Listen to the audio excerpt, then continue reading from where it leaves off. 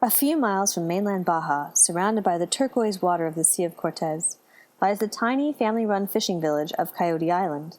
We took advantage of a calm day on the water while anchored in neighboring San Jose Island, and dinghied through a mangrove lagoon to meet the family who has called this little rock home for nearly a century. Thanks to the translation services of our friend Nat, we got a chance to talk with two brothers who grew up on Coyote Island and continue to operate their fishing business here today. Under the cool shade of their terraced patio overlooking the sea, just below a small weathered family chapel and large fallen cross, we learned that their abuelo, a fisherman, settled Coyote Island in the early 1920s with his second wife. Weary of the infamous jejenes, or biting sandflies, of San Jose and San Francisco Islands, when their abuelo stumbled across Coyote Island, he discovered a deserted paradise with great fishing and no biting sandflies. He promptly decided to pack up his rather large family and move to the rocky sanctuary. For years, the fishing family lived alone on the island. As the family grew, so did the village. They even established a small one-room schoolhouse with a teacher who was sent from La Paz. As a child, Juan remembers fondly taking hiking trips to nearby San Jose Island and watching pilot whales breach in the sea below from his front porch. In the 1970s, Juan's father befriended a gringo photographer from Santa Barbara, Jim Schultz.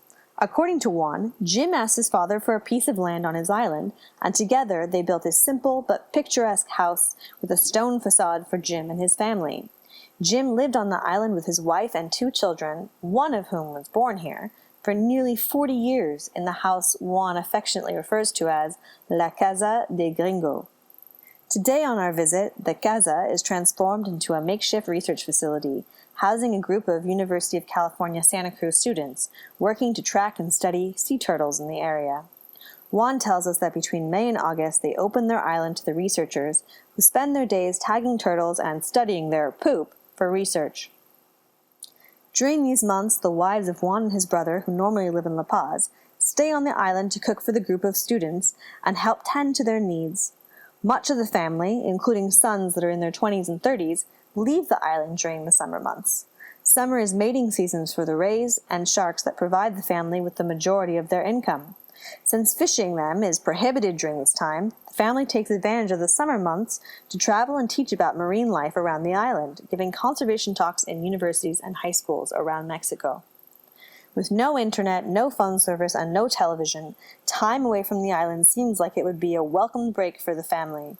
However, Sofia, Juan's brother's wife, tells us this isn't the case at all. She loves the peaceful tranquility of Coyote Island life and prefers it to anywhere else in the world. Looking out over the crystal clear water and the surreal Baja mountainous skyline, we think Sofia and the whole Coyote Island family are onto something.